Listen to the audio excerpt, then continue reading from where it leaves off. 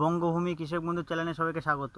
তা যে সকল বন্ধুরা শশা চাষ করেছো, শশা নিয়ে খুব চিন্তিত আছো যে রোগ ছাড়ছে না, পোকা ছাড়ছে না, এই সময় ওয়েদারের জন্য একটু সমস্যা হয়। যেহেতু এখন চৈত্র মাসের প্রথমে পড়েছে, ওয়েদারে একটু সমস্যা হয়, ঠান্ডা গরম হয়ে যায়, এই সময় পোকার উপদ্রবটা একটু বেশি হয়। তো তার জন্য বলবো কোনো চিন্তা নেই, আমি আমার চ্যানেলে পরপর ভিডিও দিয়ে দিয়েছি শশা গাছে কী ওষুধ স্প্রে করতে হবে, পরপর ধাপে ধাপে কী ওষুধ স্প্রে করলে গাছ সুস্থ সবল থাকবে। এই যে আমার পেছনে শশা গাছ পুরো সুস্থ সবল আছে।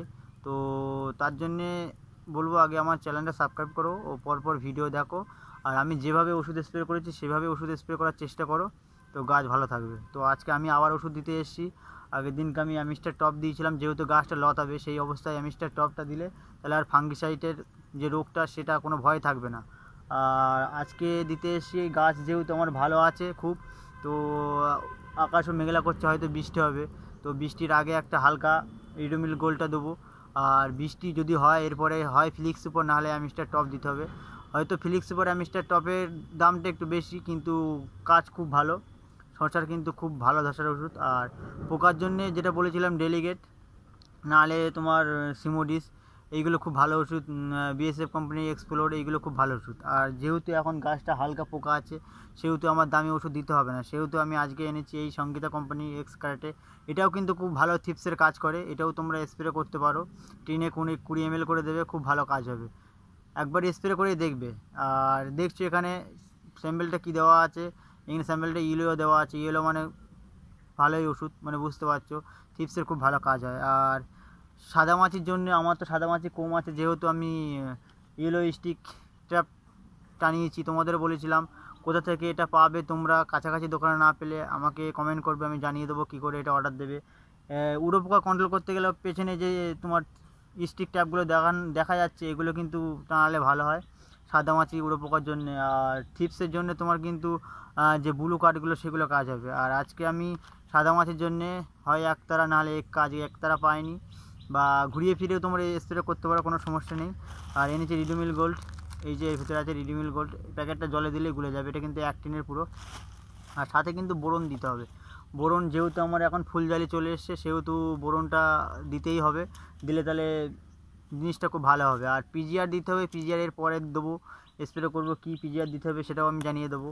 আর ফল আসার সময় কিন্তু তোমার সোনামাছি খুব উৎপাত করে, সোনামাছির জন্য তোমার কী ওষুধ দেবো সেটাও পরপর ভিডিও ধাপে ধাপে আমি জানিয়ে দেবো।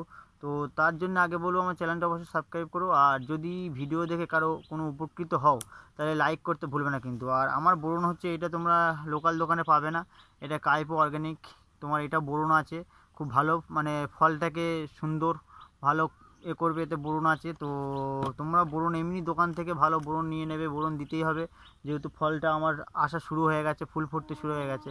আর বলেছিলাম আমি 7 দিনের মধ্যে আমার জমি ঢেকে যাবে, সত্যি 7 দিনের মধ্যে জমি ঢেকে যাবে।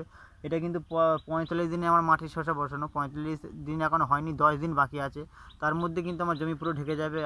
আশা করছি ফলন ভালো পাবো, যেহেতু গাছ ভালো আছে, গাছ ভালো রেখেছি। তো বলবো তোমরাও এরকম গাছ ভালো রাখতে চাইলে, ডগ ভালো রাখতে চাইলে পরপর কিন্তু এরকম আমার মতন ওষুধ স্প্রে করো। দেখো পেছন দিকে আমার গাছগুলো কিন্তু দেখা যাচ্ছে, এটা আমার 7 কাঠা জমিতে শসা বসানো। তো আগে বলবো উড়ো পোকা কন্ট্রোল করতে, আর চুলচুলো পোকা কন্ট্রোল করতে, থিপস কন্ট্রোল করতে আগে জানতে হবে যে কী রোগ হয়েছে, কী পোকা লেগেছে, তারপরে কিন্তু ওষুধ তোমরা স্প্রে করবে। বা আমার না হলে আমি যেভাবে স্প্রে করেছি সেইভাবে পরপর ধাপে ধাপে স্প্রে করবে, খুব ভালো কাজ হবে। আমার তো কাজ হয়েছে, তোমরা দেখতেই পাচ্ছ, আর আশা করছি ফলও আমার ভালো হবে। তো বলবো যদি কোনো অসুবিধা হয়, বুঝতে ভুল হয়, না বুঝতে পারছো না, তাহলে কিন্তু আমাকে কমেন্ট করবে, আমি পরপর জানিয়ে দেবো কীভাবে কী করতে হবে। আর গাছগুলো তোমরা দেখেছো কেমন আছে, সব গাছের ডগ কিন্তু এরকম তরতাজা আছে, খুব সুন্দর আছে, ফুল কিন্তু আমার ফুটতে শুরু হয়ে গেছে, এই যে ফুল ফুটতে শুরু হয়ে গেছে, সব গাছ দেখছো এক সমানে আছে। হ্যাঁ, তবে সাদামাছিটা তোমাদের একটু বেশি হবে, কারণ যদি এরকম স্টিক ট্যাপ তোমরা না টানাও সাদামাছিটা বেশি হবে। তো সাদামাছির কিন্তু ঘুরিয়ে ফিরিয়ে ওষুধ স্প্রে করতে হবে, যদি একতারা এক্কাতে না যায়, আমার যেহেতু হালকা আছে সেহেতু আমি এক্কা বা একতারা দিলে চলে যায় বা কন্ট্রোল হয়ে যাচ্ছে। যারা এই স্টিক ট্র্যাপটা না টানাবে তাদের কিন্তু সাদামাছি উপদ্রবটা বেশি হবে। সেক্ষেত্রে তোমরা দোকান থেকে দেখবে, আমি আগের দিন একটা ওষুধ দেখিয়েছিলাম, আগের ভিডিওতে গিয়ে দেখিয়ে নেবে, যেগুলো ভালো ভালো সাদামাছি যত ভালো ভালো ওষুধ আছে সেইগুলো কিন্তু দেওয়ার চেষ্টা করবে। আর থিপসের জন্য তোমাদের বললাম এই যে এক্স ক্রাফটে হালকা থাকলে এক্স ক্রাফটে চলে যাবে। আর চুলচুলে পোকার ওষুধ আমি বলে দিয়েছি আগের ভিডিওতে, তোমরা আগের ভিডিওটা গিয়ে দেখে নেবে চুলচুলে পোকার কী ওষুধ দিতে হবে। কাকা তার সাথে ইন্ডক্সকা নাকি এক নামে ওষুধ আমি দেখিয়েছিলাম, সেটা দিতে হবে, দিলে চলে যাবে। কত এমএল দিতে হবে তাও বলে দিয়েছি। শসা গাছের ডগ কুঁকড়ানো মেন যেটা তোমার থিপস, চুলচুলে পোকা, সাদামাছি, এই তিনটে জিনিস তোমাদের আগে কন্ট্রোল করতে হবে। আর ওয়েদারে তারতম্য হিসেবে কিন্তু পোকার উপদ্রবটা বেশি হয়, যেহেতু ওয়েদার এখন চৈত্র মাসের প্রথম, আমার তো এটা ফাল্গুন মাসে বসানো হয়েছে, তো চৈত্র মাসের প্রথম, সেহেতু একটু ওয়েদারে তারতম্যের জন্য পোকাটা আমার বেশি হয়। আর পার্শ্ববর্তীতে যদি দেখবে জমিতে কেউ পাট বা ধান ফান এসব চাষ করেছে, সেসব ফসল থেকেও কিন্তু তোমার জমিতে প্রচুর পোকার উপদ্রব হবে। আর যদি তুমি ফাঁকা জায়গায় চাষ করো বা